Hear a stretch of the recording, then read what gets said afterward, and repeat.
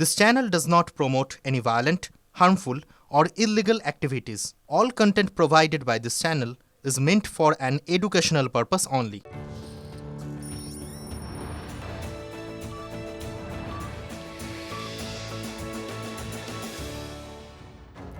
নমস্কার, দেখছেন টিভি9 বাংলা। আপনাদের সঙ্গে রয়েছি আমি শুভজিৎ মিত্র। ঘড়ির কাঁটা 5টা 6 মানেই পাঁচ কথা শুরুতে নজর রাখতে হচ্ছে ওপারে হিন্দু নিধন আর এপারে গর্জন।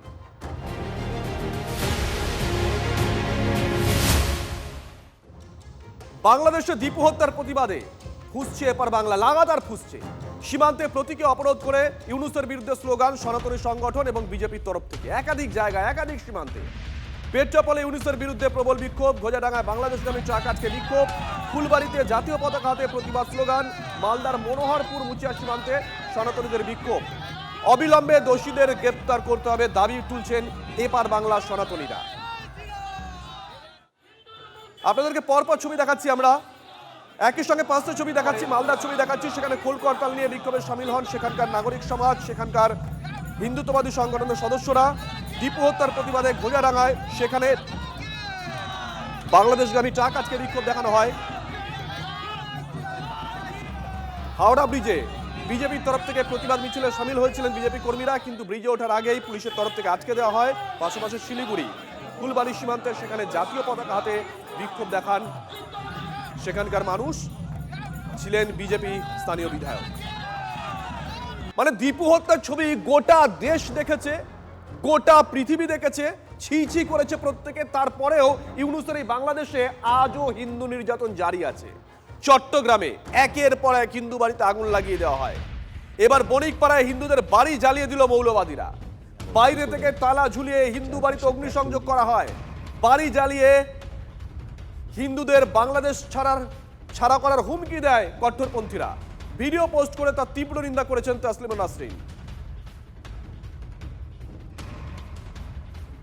ইউনূস কিন্তু ওই অন্তর্বর্তী উপদেষ্টা পরিষদের চেয়ারে বসছেন, উনি বাঘের পিঠে সওয়ারি হচ্ছেন, এবং এই বাঘের পিঠে একবার সওয়ারি হয়ে গেলে তার থেকে নামা অসম্ভব। হয় বসে থাকতে হবে অনন্তকাল এবং চরম বিপদের সামনে হতে হবে, কারণ বাঘের পিঠ থেকে নামতে গেলে বাঘ খেয়ে ফেলবে। এটা আমি গত বছর থেকে বলেছি এবং এটা এখনই দেখা যাচ্ছে।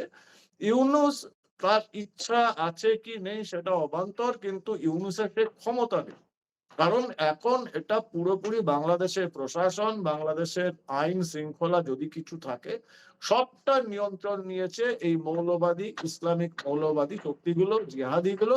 এর পেছনে রয়েছে আইএসআই এবং অর্গানাইজেশন।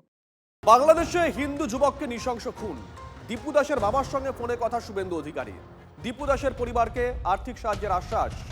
ময়মনসিংহে কট্টরপন্থীদের আগুনে নিহত দীপু দাসের পরিবারের পাশে দাঁড়াতে হিন্দুদের তহবিল সংগ্রহের আবেদন শুভেন্দু অধিকারী। আসার সময় দীপু দাসের বাবার সঙ্গে ভিডিও কলে কথা বলতে এসেছি ময়মনসিংহ। বলেছে আপনি একটা নাম্বার দিন, অ্যাকাউন্ট নাম্বার। বাংলাদেশ থেকে মুসলমানরা বাবরি মসজিদের জন্য টাকা দিতে পারলে ভারতের হিন্দুরাও দীপু দাসের বাবাকে ভাইকে টাকা দিতে পারবে। বলেছে অ্যাকাউন্ট নম্বর দিন, আমি প্রথম ঢোকাবো। হিন্দুদের বলবো যে যা পারবেন দিবেন, তাকত দেখাতে হবে, সংঘ শক্তি, হিন্দু শক্তি। আমি দীপু দাসের বাবার সঙ্গেও ভিডিও কনফারেন্সিং আজকে কথা বলেছি এবং তার ভাইয়ের কাছ থেকে তারা আকাশ ব্যাংকের অ্যাকাউন্ট নম্বর দেবেন। বাংলাদেশের মুসলিমরা যদি বাবরি মসজিদের জন্য অর্থ পাঠাতে পারে, আমরাও সনাতনীরা দীপু দাসের পরিবারের পাশে অর্থ পাঠিয়ে সাহায্য। বাংলাদেশ দিবা স্বপ্ন দেখছে, একটা রাফাল ঘুরিয়ে দিলেই ওরা ঘর থেকে আর বাইরে বেরোবে না।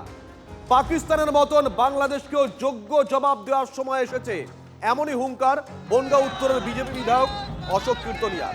সার্জিক্যাল স্ট্রাইকের পক্ষে জোর সওয়াল আরেক বিজেপি বিধায়ক অসীম সরকারের। আমরা যে মেসেজটা দিতে এসেছি ইউনূসকে, মৌলবাদী ইউনূসকে, যে পাকিস্তানকে যেভাবে সবক শেখানো হয়েছে আপনাকে সেইভাবে সবক ভারতীয় সনাতনী হিন্দুরা শেখাবে। সময় আসলে আপনারা দেখতে পারবেন ইউনূস যে ভাষায় কথা বলছে সেই ভাষায় ওকে উত্তর দেওয়া হবে, আমি বলে দিলাম আজকে এখানে দাঁড়িয়ে। পিছনে বল নেই, মানে চামড়া থাকে না, গায়ে বল দেখাচ্ছে। ওদের আগে একটা কানে থাবা দিলে ওরা এমনি সোজা হয়ে যাবে। ওদের শুধু কানে থাবার দরকার। যেসব চ্যাংড়া ছেলেবেলে আছে না, নেতা, এনসিপির নেতা, ওদের কানে থাবলালে, কানে থাবা দিলে ওরা সোজা হবে।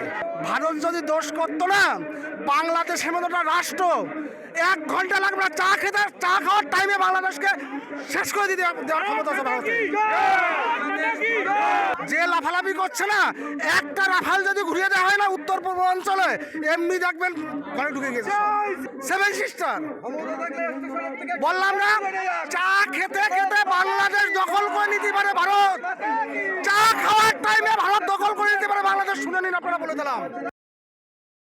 ওপার বাংলায় যেভাবে হিন্দুদের উপর অত্যাচার হচ্ছে, সেই ভারত ভাগের পরের থেকে, তারপরে বঙ্গবন্ধু শেখ মুজিবুর রহমান আসার পরে তারা শান্তিতেই ছিল। আবার সেই রাজাকারের হাতে চলে গেছে বাংলাদেশ। দীপু দাসকে যেভাবে জ্যান্ত পুড়িয়ে মারা হলো, তার মা এবং তার বোনকে যেভাবে গণধর্ষণ করা হলো, আর ওরা বলছে আল্লাহর নামে কটূক্তি করলে নাকি এইভাবে তাদের মেরে ফেলা হয়। তারই প্রতিবাদ আমরা করবার জন্য সনাতনী ঐক্য মঞ্চ থেকে আমরা এসেছি বর্ডারে বার্তা দেওয়ার জন্য। এইভাবে চলতে থাকলে আমি বলবো ভারত সরকার, কেন্দ্রীয় সরকারের উচিত এক্ষুনি, যেমন পাকিস্তানে সার্জিক্যাল স্ট্রাইক করেছে, বাংলাদেশের সার্জিক্যাল স্ট্রাইক করে ওই উগ্রপন্থীদের সমূলে ধ্বংস করে দেওয়া উচিত। আর এবার আপনাদেরকে দেখাবো ফুলবাড়ির ছবি। ফুলবাড়িতে বিক্ষোভ, জাতীয় পতাকা হাতে প্রতিবাদ স্লোগান ফুলবাড়ি সীমান্তে। সেই ছবি আপনাদেরকে আমরা দেখাবো। দেখুন, জাতীয় পতাকা হাতে সেখানে হাজির হন সংগঠনের সদস্যরা, প্রতিবাদ বিক্ষোভে সামিল হন বিজেপির স্থানীয় বিধায়ক, তিনি নেতৃত্বে ছিলেন।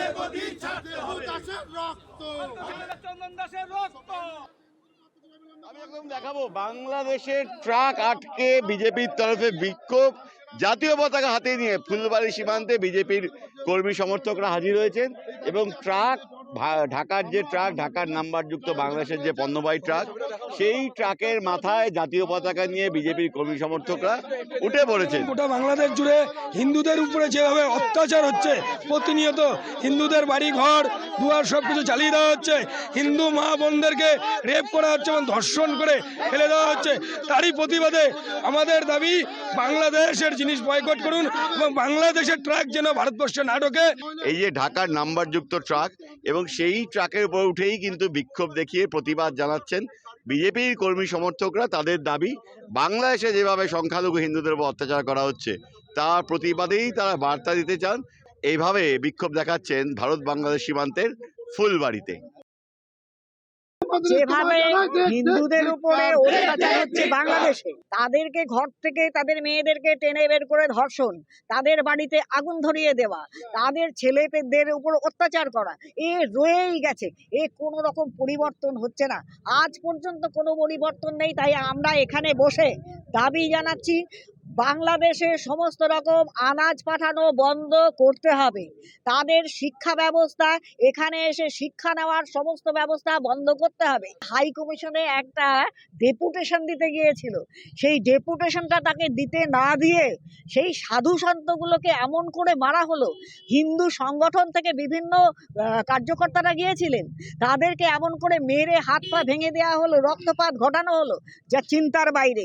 এটা কি ইউনূস সরকারের থেকে কোনো আলাদা সরকার মনে হচ্ছে? আমার মনে হচ্ছে না যে মমতার সরকার এবং ইউনূসের সরকার একই। শিলিগুড়ির পর আপনাদের মালদার ছবি দেখাবো। মালদার মনোহরপুর মুচিয়া সীমান্তে সনাতনীদের বিক্ষোভ, খোলকরতাল নিয়ে বাংলাদেশে হিন্দুদের উপর অত্যাচারের বিরুদ্ধে প্রতিবাদ স্লোগান। অবিলম্বে দোষীদের গ্রেফতারের দাবি তোলেন সনাতনীরা। এই ছবি মালদার ছবি, মালদার মনোহরপুর মুচিয়া সীমান্তের ছবি।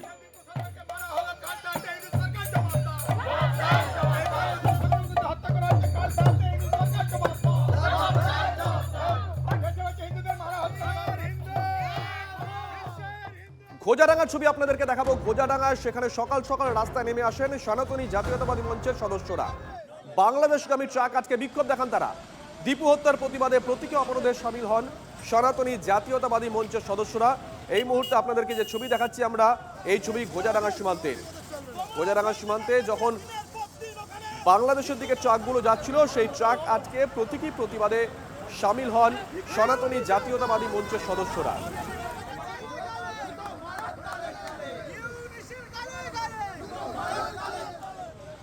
জ্যান্ত ঝুলিয়ে পুড়িয়ে মেরে দিচ্ছে এই ইউনিশ অপদার্থ সরকার জানোয়ার।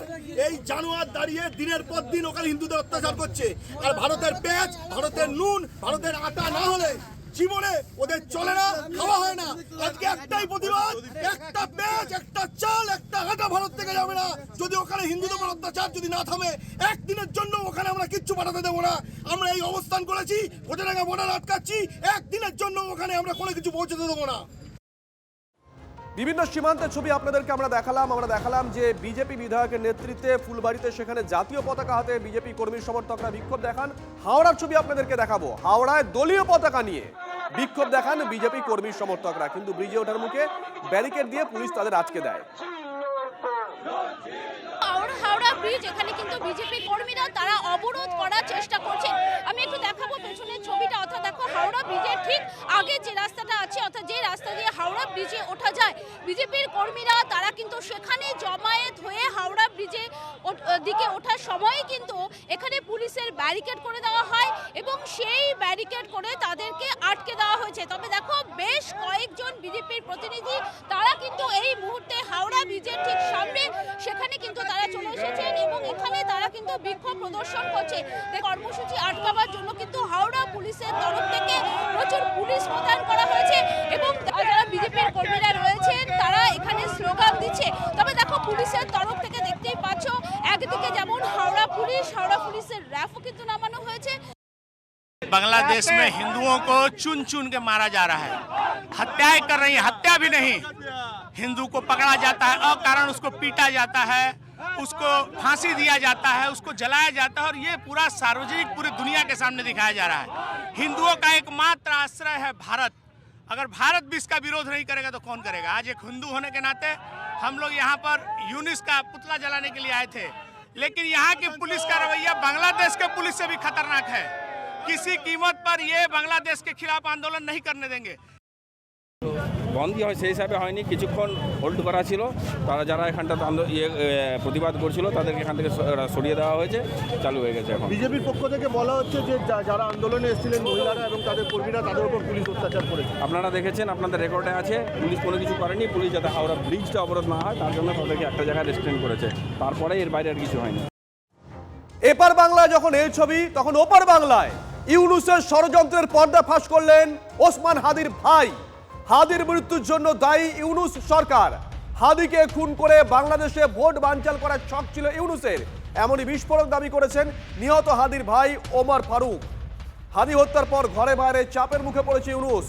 যে কোনো দিন দেশ ছেড়ে পালিয়ে যেতে পারেন ইউনুস, এমনটাই আশঙ্কা প্রকাশ ইনকলাব মঞ্চের তরফ থেকে।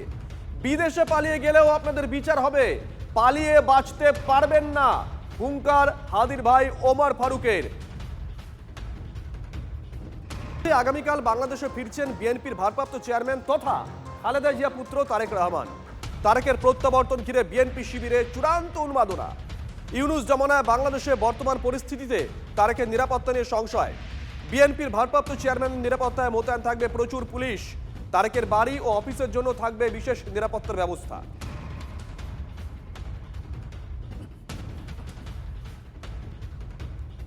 আর এরই মধ্যে একটা বড় খবর, পাক বাংলাদেশের হম্বিতম্বির মাঝে জোড়া সফল মিসাইল পরীক্ষা ভারতের। নতুন প্রজন্মের আকাশ এয়ার ডিফেন্স সিস্টেমের সফল পরীক্ষা। মিসাইলের গতিবেগ ঘন্টায় 2500 কিলোমিটার। অন্যদিকে বঙ্গোপসাগরে সাবমেরিন থেকে সফল উৎক্ষেপণ K4 গোত্রের ব্যালিস্টিক মিসাইলেরও। পরমাণু অস্ত্র বহন করার ক্ষমতা রয়েছে নয়া ব্যালিস্টিক মিসাইলের। 3400 কিলোমিটার দূরত্বে আঘাত হানতে সক্ষম এই মিসাইল। ভারতের মিসাইলের সফল পরীক্ষায় ভয়ে কাঁপছে পাকিস্তান আর বাংলাদেশ। এসআইআর শুধুমাত্র আনম্যাপিং এর কারণেই তলব করা হচ্ছে প্রায় 32 লক্ষ মানুষকে। সন্দেহ তালিকায় আরো 1,38,00,000। এক মাসের মধ্যে এই বিপুল সংখ্যক মানুষের শুনানি নিয়ে সন্দিহান রাজনৈতিক মহল। এই যে 100 লক্ষ করে ডাকা এবং সেই ডেকে সেইখানে সেই ব্যবস্থা রাখা, অর্থাৎ একটা বড় জায়গা হতে হবে। আর 10 জন এই ইয়ারও থাকবেন, একজন ইয়ারও থাকবেন। আমি জানি না এটা কীভাবে সম্ভবপর, আমার মাথায় আসছে না। কিন্তু প্রথমত আমাদের দেখতে হবে কত মানুষকে ডাকছে। এক জায়গায় যদি 1000 লোককে ডাকা হয় তাহলে তো সেখানে তাহলে যারা ডিসিশন মেকার কিছু তো একটা হতে সিদ্ধান্তও ভুল হতে পারে। আবার এই একটা জায়গায় যদি 1100-1200 করে লোক রোজ যায়, সেটাও তো একটা প্রবলেমের ব্যাপার। ল অ্যান্ড অর্ডার মুক্ত অনেক কিছু আছে। আমি জানি না কী ভাবনা চিন্তা থেকে করছেন, তবে বিষয়টা খুব জটিল আর কি। কি করা সম্ভব আর কি করা অসম্ভব নির্বাচন কমিশন জানে।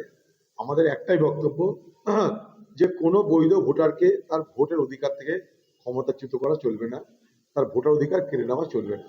তার জন্য কি করবে নির্বাচন কমিশন জানে। মাইক্রো অবজারভার আনবে, নিউক্লিয়ার অবজারভার আনবে, তারা জানে। ছোট ছোট যে ভুলগুলো সেগুলো বিএলওরা নিজেরা সেটা সব এসওপি আছে, ওখানে যখন কাজ করবেন এই আরও কাছে আছে, সব আছে, ওটা এসওপি মাধ্যমে কাজ হবে। 150টা শুনানি একদিন, এটা কি অনেকটা চাপ হলো না? না, এটা কোনো 150 যে আছে ম্যাক্সিমাম লিমিট বলা হয়েছে। ওর যদি অল্প হবে, ডিপেন্ডস অন হিয়ারিং কীরকম হচ্ছে না হচ্ছে, কোন ইআরও কত ডিসপোজ করতে পারবে একবারে। ওটা হতে পারে 70-80 হতে পারে, 100 হতে পারে, 120 হতে পারে, 150 থেকে বেশি হবে না।